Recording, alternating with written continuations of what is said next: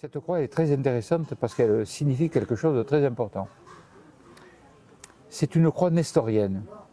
C'est-à-dire qu'à l'origine, elle est née en Syrie, il y a très longtemps, probablement 1000 ans avant notre ère. Sa signification est tout à fait remarquable. Alors ça, c'est la... tu peux l'approcher 30 secondes, s'il te plaît?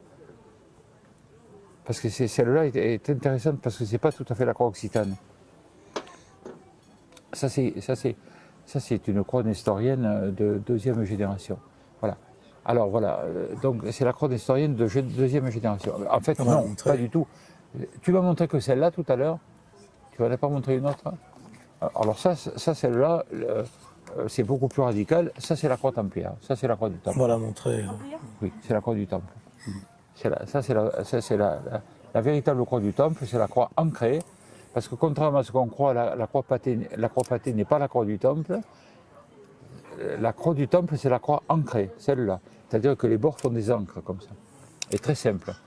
Mais ce qu'il faut savoir quand même, c'est que, compte tenu que le temple parlait plusieurs langues, et que dans le temple, tu avais tous les pays du monde qui étaient représentés, il est arrivé que certains templiers arborent une croix un peu plus fantaisiste, un peu moins orthodoxe que celle-là, mais celle-là, c'est la vraie croix de l'ordre. C'est la vraie croix du temple, c'est celle-là. Elle est normalement rouge sur l'épaule gauche du manteau blanc, pour les chevaliers.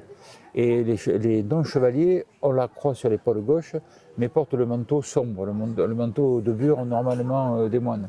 Voilà. Les frères sergents, etc.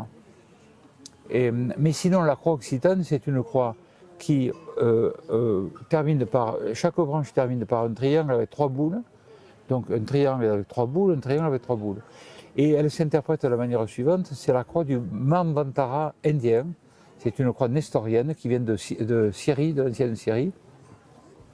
Et elle veut dire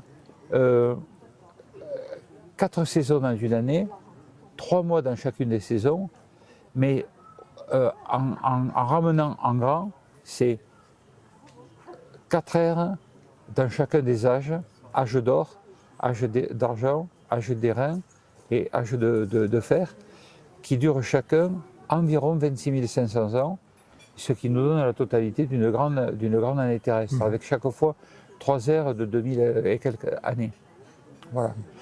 Donc ça c'est une croix extraordinairement symbolique, qui est la vraie croix occitane, qui est la croix des comtes de Toulouse. Et les comtes de Toulouse l'ont hérité de Raymond de Saint-Gilles, un des premiers comtes de Toulouse, qui l'a ramenée d'Orient, et c'est une croix dite nestorienne, donc croix syriaque nestorienne. Voilà. D'accord. Voilà. Mais bon, il y a plusieurs dénonciations de choses comme ça, mais sans aucune critique, parce que c'est toute l'agrégation de ces légendes qui ont fait aussi l'image que nous avons du catharisme aujourd'hui.